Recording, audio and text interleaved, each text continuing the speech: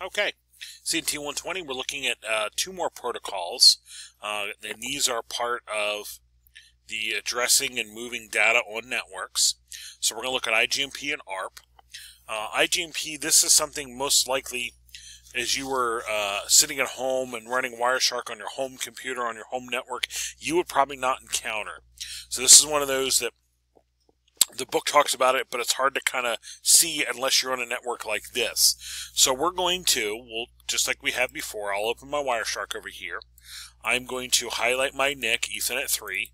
I'm going to let it run for a little bit. And in here, I don't know if I even tell you to do this, but I'm going to apply a filter up here, IGMP. And I'm going to just let my Wireshark run with that filter in there in hopes that in a minute or two I actually pick up an IGMP packet that I can look at. So we'll let that run a minute or two. Maybe I'll sing you a song while I wait. No, just kidding. What I might actually do is I might just pause the podcast here for a minute and try to let one of these come in, and I will continue after it comes in. Okay, I've let this run maybe 30 seconds or a minute. I paused and let it run that long, and I just picked up recording. I just figured there's no need you sitting here watching these packets come in. Alright, I'm actually going to stop my capture. I haven't even stopped yet. I'll stop my capture, and here is a couple IGMP packets. Now, hopefully you remember from reading the chapter, IGMP is a group membership protocol. This is a protocol that runs to share information between things like routers and other devices on who belongs to what multicast group. So these particular packets, as we capture them, look kind of unique. If I look at the source addresses over here, I will see they're coming from a specific IP, 172.23.164.1. That is from a specific IP. But if I look at the destination, here's the interesting part. And this is the main reason I'm having you capture these. If I look at the destination IP over here, 224.0.0.1, 224 had better ring a bell. If you think of your classes of IP addresses, 1 to 126 is Class A, 127 is loopback, 128 to 191 is Class B, 192 to 223 is Class C, 224 to 239 is Class D.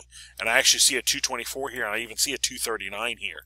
These are multicast packets that are being shared between devices like routers and switches to let them know these devices are part of a multicast group. So these are special packets. That's why we're taking a look at these. Really interesting. And if I look in here at my header fields, this even tells me IGMP version 2 membership query. But if more interestingly, if I look at the IP addresses, source again 172.23, destination 224. Multicast. If I look at my Ethernet header, it even says source is coming from a specific node. Destination is IP version 4 multicast. And it knows that because 01005E, that is a multicast flag. The beginning of a MAC address that starts 01005E is a multicast flag. And one of the other interesting parts too is the tail end of my MAC address here, 000001. If I look at the destination IP down here, 224.0.0.1, 001, okay, the tail end of the IP that's being used gets mapped into or dropped into the tail end of the MAC address up here. So very interesting type of packet or type of traffic, if you will. Main reason I had you look at this, and again, you would not capture stuff like this at home. So in a network like this, it's really interesting to see that traffic. So when they were talking IGMP in the chapter or in the book, this is what they're talking about. Really interesting stuff. Alright, I do not actually need you to save these. We just wanted you to see them. We're going to move on and take a look at ARP now. Now, I'm not going to get rid of my packet capture here. What I'm going to do is just get rid of my filter. And chances are there are ARP packets in here. So I'm just going to replace this with ARP filter. And sure enough, there's a whole bunch of ARP packets. And I will just scroll here at random, if you will, and pick one. Okay, it doesn't really matter to me what it is, but which one it is, but I'm just going to pick one. And what I want you to do now is take a look at the source and destination source and destination addresses in here. Now, what you have to remember is when a computer tries to load a web page, we'll go back to our example earlier when we loaded IMSA.com. When I want to try to load this, I first started off with sending out a DNS query, and the DNS server responded with, hey, here's the IP address of this website. My machine then does an ARP because it needs to try to find the MAC address of this site. And I do an ARP to try to associate a MAC address with that IP. So this is going to get done when I'm trying to, when I know the IP of a node, but I don't know the MAC address. So what I'll find is, if I look at my Ethernet header, the source is coming from a specific node, maybe my machine. Again, I picked this ARP packet at random. The destination here is a broadcast. It doesn't get more broadcasty than that. FFFFF, okay, that is a flat-out broadcast. So that's going to everybody in this room or this part of the building saying, does anybody know the address of blah? And if I look at the ARP header down here, what I will also see is the sender IP address. There it is. There's mine. Here's my MAC address, if you will. The target IP, I know the destination IP, I just don't know the destination MAC. So this gets filled in as all zeros. It's kind of like an empty line. Like, I don't know this. I know all of this, but I don't know this. So it gets broadcasted out this way as an FFFF. And hopefully this thing, this IP, is out there and listening and will respond with, hey, here's my MAC address. Okay? So there's my ARP. There's my ARP packets being broadcast out to try to find the MAC address of this unknown host. Well, once that occurs, my machine actually builds an ARP table of that information. So I'm going to pull up my command prompt here, and I'm going to do an ARP-A, and this is my computer's ARP table. My computer, as it does this, starts learning MAC to IP address mappings. These are probably all the MAC to IP address mappings of all the computers in our lab. Again, you can do this at home. You won't have many entries because you don't have lots of computers around. When we have a lab like this of, 25 computers, you end up with a rather large list of IP to MAC address mappings. So my ARP table is rather large because of this.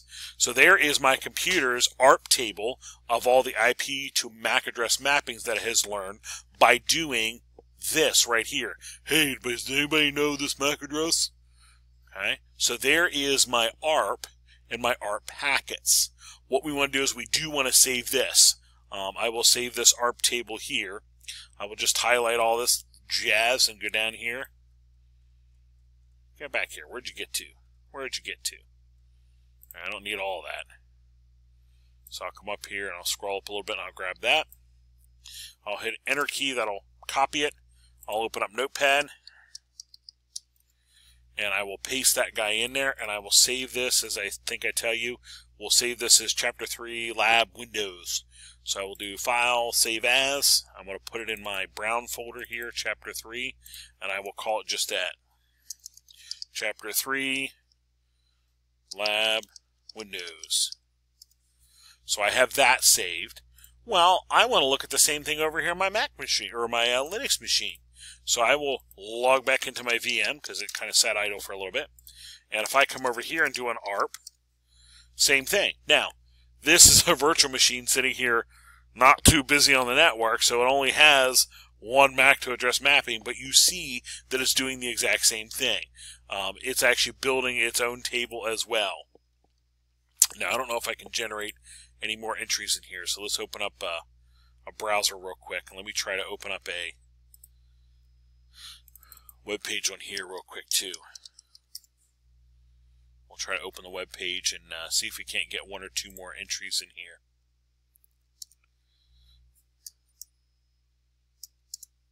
Nope, that's alright. So there is my it's a small one on this guy because he's not connected out in the network and busy like this Windows guy was earlier. But there is my ARP table in Linux. I'll do the same thing. In this case, I'll do a Control-C. I will close my browser out. I don't need him open right now. I will go to my accessories and go to my text editor, and I will paste this guy in here. So from here before, we'll copy that. We'll come over here and why aren't we pasting? Let's try this again. I think I'm hurrying. I'll just do copy, and I will just do paste. I'll do it the long way, but that'll work. And I'll save this guy as well. I'll save this to my documents, and I will call this guy Chap3Lab Linux. And I'll save that too, because I'll be adding to that as well. So there's my IGMP, and there is my ARP. I will come back in the next one with an X command or two.